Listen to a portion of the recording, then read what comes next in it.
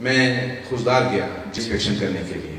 تو خوزدار کی jail inspection کرنے کے بعد میں باہر نکل رہا تھا, گیٹ سے آخری بیرک میں تھا, تو ایک آواز قیدی نے دی.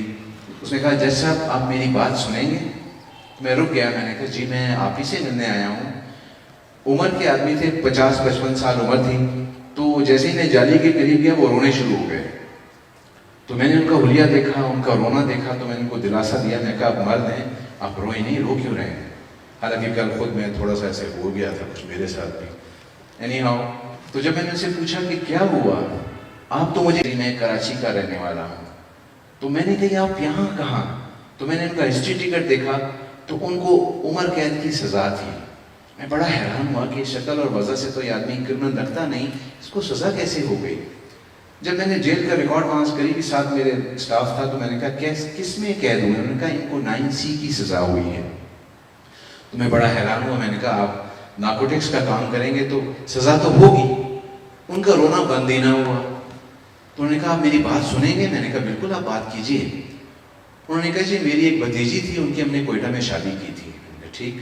انہوں نے کہا 1 سال شادی چلی, 1 سال کے بعد ڈیورس ہو گیا, نباہ نہیں ہوا. تو بھتیجی کو میں کراچی لے آیا.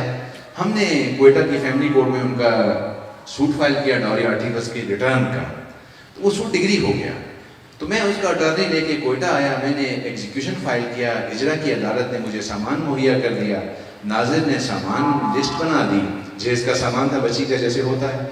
تو میں نے اڈے سے جا کے ٹرک انگیج کیا, ٹرک والے سے بات کی, کرایہ طے کیا, ٹرک والا ٹرک لے کے آیا. اگلے دن طے ہو گیا کہ صبح نکلنا ہے.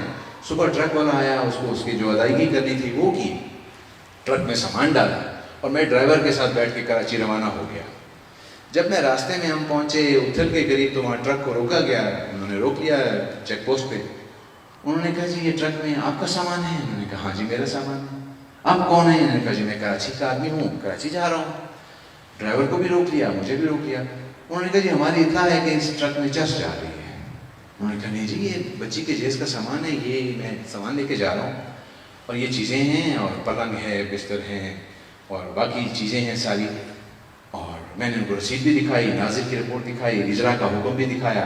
انہوں نے مجھے بند کر دیا اور اسی وقت پکڑ لیا, اور انہوں نے کہا کہ اس کا سامان اتار دو. ٹرک سے سامان اتارا. اس کے بعد انہوں نے فرش کو کھیڑا ٹرک کا پچھلا, تو 500 پیکٹ چرس فرش کے اندر چھپا ہوا ملا. تو انہوں نے مجھے بھی بند کر دیا, ڈرائیور کو بھی بند کر دیا. اگلی کہانی بڑی عجیب سی ہے. تفتیشی نے دونوں کو چالان کر دیا 9C میں, اور سیشن جج صاحب نے دونوں کو سزا دے دی عمر قید. تو میں نے اس قیدی کو کہا, میں نے کہا آپ نے ڈاکومنٹ ایگزیبٹ نہیں کرائے ہوں گے.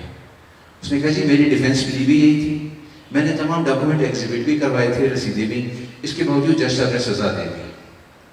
مجھے بڑی تکلیف ہوئی. میں نے کہا آپ کی پیشی؟ انہوں نے کہا جی 3 سال سے میرا کیس نہیں لگا سنوائی کے لیے. مجھے اور بھی بڑی تکلیف ہوئی. میں نظام کی بہتری کی بات کر رہا ہوں, ذہن میں رکھیے گا. میں کوئٹہ آیا, میں نے اپنے چیف جسٹس کو کہا, میں نے کہا سر میں انسپیکشن کر کے آیا ہوں, اس طرح کا کیس آیا, اگر آپ اجازت دیں میں یہ کیس اپنے پاس لگوانا چاہتا ہوں. تو انہوں نے مجھے ستائش بھی کی اور کہا کہ ضرور, یہی کام تو کرنے کے ہیں آپ, کیوں مجھ سے کیوں پوچھ رہے ہیں؟ میں نے روسٹر کو کہا یہ فائل مجھے دے دو.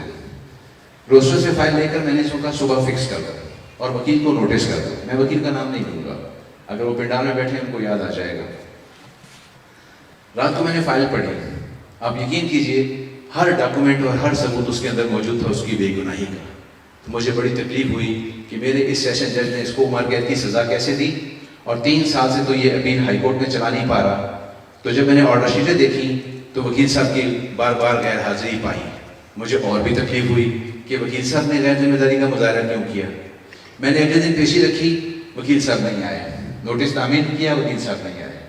میں نے ٹیلی فون کر کے اسٹاف کو کہا وکیل صاحب جہاں بھی ہیں بلائیں. وکیل صاحب دوپہر کو نصیب ہوئے مجھے. میں نے وکیل صاحب کو کہا وکیل صاحب یہ آپ کا کیس ہے, یہ کیا ظلم کر رہے ہیں آپ, کیس کیوں نہیں چلا رہے ہیں, اور آپ 3 سال سے ایڈجسٹمنٹ دے رہے ہیں. تو اس نے جواب دیا سر یہ ظالم میری فیس نہیں دیتا. مجھے اور بھی تکلیف ہوئی. میں نے کہا یہ میں آپ کو موقع دے رہا ہوں, صبح 9:30 بجے میری عدالت میں اس کیس کو پیروی کریں, آپ فائل پڑھ کے آ جائیں. صبح 9:30 بجے وکیل صاحب آئے. آپ یقین کریں میں جھوٹ نہ کہتا ہوں نہ کہوں گا, وکیل صاحب نے صبح بھی فائل نہیں پڑھی تھی. میں نے 5 منٹ میں اس کو بری کر دیا. اب اس ایک کہانی میں بہت سارے سوال ہیں، بہت سارے کردار ہیں، کس نے کہاں ٹھیک ہونا ہے، میری کیا ذمہ داری ہے، آپ کی کیا ذمہ داری ہے۔